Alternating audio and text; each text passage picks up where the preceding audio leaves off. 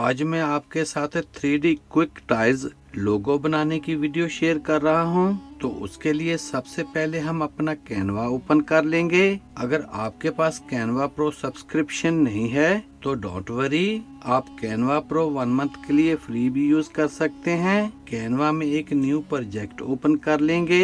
अब हम left side से एलिमेंट्स पर क्लिक करके शेप्स को सिलेक्ट करेंगे और यहाँ बेसिक शेप से मैं एक सर्कल शेप अपने वर्कस्पेस में ऐड कर लूंगा।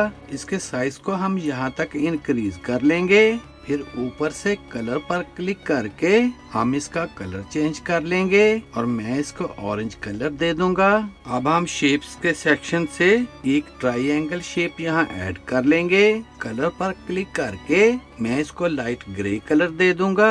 ऊपर से कॉर्नर राउंडिंग पर क्लिक करके मैं यहाँ बॉक्स में 40 टाइप करके एंटर कर दूंगा। अब मैं इस शेप को थोड़ा सा स्क्वीज करके इसके साइज को यहाँ तक रिड्यूस कर लूंगा और इसको मैं नीचे यहाँ रख दूंगा।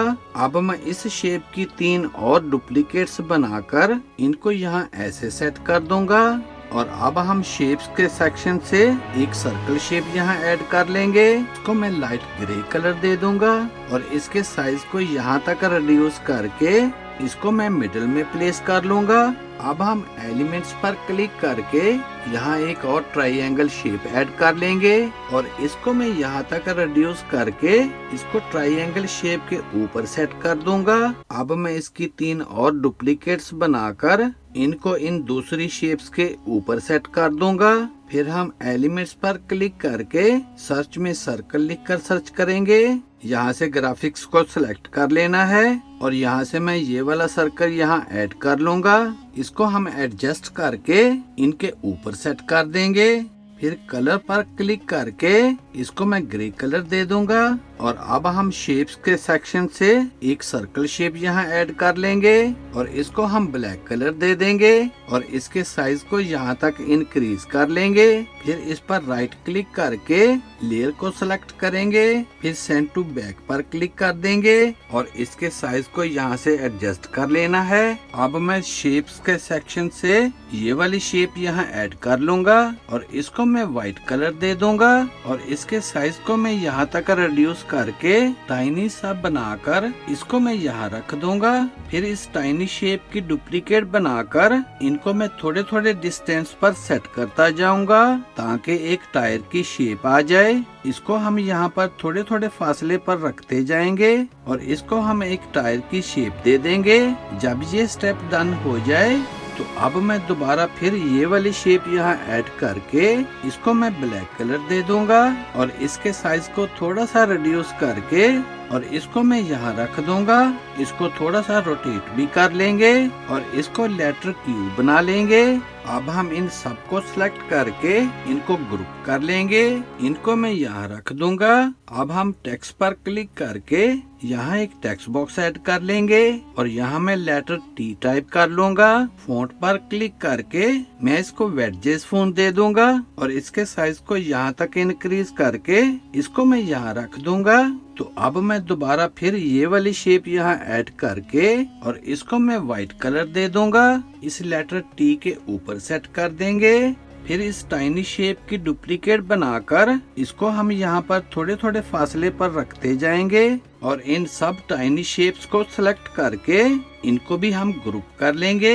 अब मैं यहाँ पर एक लाइन ऐड करके इसके वेट स्ट्रोक को थोड़ा सा इंक्रीज कर लूंगा और इस लाइन को रिड्यूस करके यहाँ रख दूंगा और इस लाइन की 2 और डुप्लीकेट्स बनाकर इनको मैं यहाँ सेट कर दूंगा।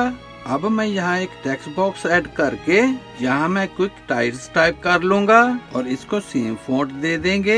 ऊपर से इफेक्ट्स पर क्लिक करके मैं इसको होलो इफेक्ट दे दूंगा और एक स्ट्रेट लाइन ऐड करके इसकी डुप्लीकेट बनाकर यहाँ एक एरो की शेप दे दूंगा। अब हम ऊपर से शेयर पर क्लिक करेंगे।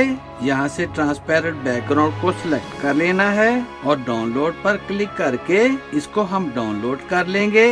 जब ये फाइल डाउनलोड हो जाए तो अब मैं यहाँ पर एक न्यू पेज ऐड कर लूंगा और जो फाइल हमने डाउनलोड की है मैं उसको यहाँ ड्रैग कर लूंगा बीजी रिमूवर पर क्लिक करके हम इसकी बैकग्राउंड रिमूव कर लेंगे और इसके आउटर पार्ट्स को रिड्यूस कर लेना है और इसको मैं यहाँ रख कर इसके साइज को इंक्रीज कर लूंगा and then we have it. अब अगर आप इसको 3D इफेक्ट देना चाहते हैं तो उसके लिए दोबारा फिर शेयर पर क्लिक करेंगे।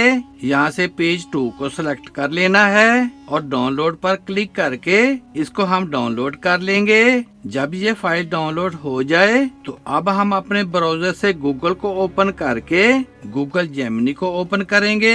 अब यहाँ लेफ्ट साइड से इस आइकॉन पर क्लिक करके इमेज को सिलेक्ट कर लेंगे, फिर प्लस के साइन पर क्लिक करके अपलोड पर क्लिक करेंगे और जो फाइल हमने डाउनलोड की है मैं उसको यहाँ पर अपलोड कर लूंगा। अब यहाँ डिस्क्राइब के बॉक्स में 3D लोगो लिखकर एंटर कर दूंगा तो विद इन 2 सेकंड हमारा 3D लोगो बन के रेडी हो जाएगा। Here is the final result. Video अच्छी लगे तो सब्सक्राइब करें मेरे इस चैनल को और वीडियो को ज्यादा से ज्यादा शेयर कर दें। See you in the next video. Good bye.